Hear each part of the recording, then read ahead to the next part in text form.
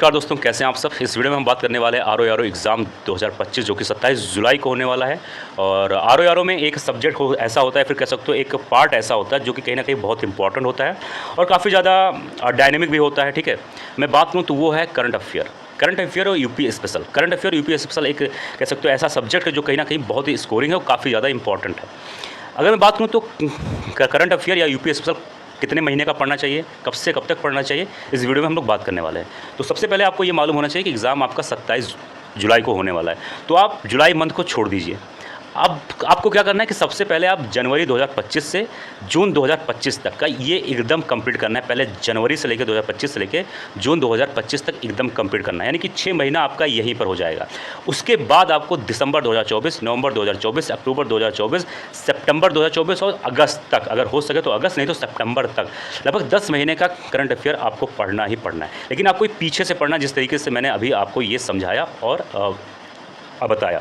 अब इम्पॉर्टेंट ये हो जाता है कि करंट अफेयर किस तरीके से पढ़ें, कौन सा रिसोर्सेस ले, कौन सा रिसोर्सेस किस तरीके से पढ़ें।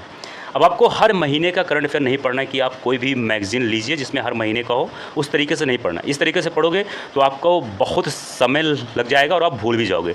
आपको अगर कोई बुक पढ़ रहे हो या फिर कोई मैगजीन पढ़ रहे हो तो 6 महीने का जो आता है या फिर 1 साल का जो भी है उसको आप ज़रूर पढ़ो। और कोशिश ये करो कि आप बुक से ही पढ़ो, क्योंकि अगर आप वीडियो से पढ़ रहे हो तो वीडियोज़ को जो आप पढ़ोगे, उसको समझोगे, उसका नोट्स बनाओगे तो आपका अच्छा खासा समय लग जाएगा और आपको कहीं ना कहीं याद भी उतने अच्छे तरीके से नहीं होगा। जब आप मैगज़ीन या किसी भी बुक से जब आप पढ़ते हो तो कम समय में ज़्यादा सिलेबस आप अच्छे से कवर कर सकते हो।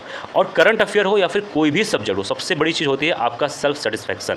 आप अगर बहुत सारे रिसोर्सेज को पढ़ रहे हो, यानी कि आप 2-3 मैगज़ीन पढ़ रहे हो या फिर किसी कोचिंग सेंटर का भी पढ़ रहे हो, फिर अलग से मैगज़ीन पढ़ रहे हो, फिर वीडियोस पढ़ रहे हो, इससे क्या होगा कि आप तो सारी चीज़ों को अच्छे तरीके से पढ़ लोगे, लेकिन आपके अंदर सेल्फ डाउट रहेगा, आपके अंदर सेल्फ सेटिस्फैक्शन नहीं रहेगा, कॉन्फिडेंस नहीं रहेगा। जब आपके पास कॉन्फिडेंस और सेल्फ सेटिस्फैक्शन नहीं रहेगा तो आपका सवाल आते हुए भी आप एग्ज़ाम में गलत कर देंगे।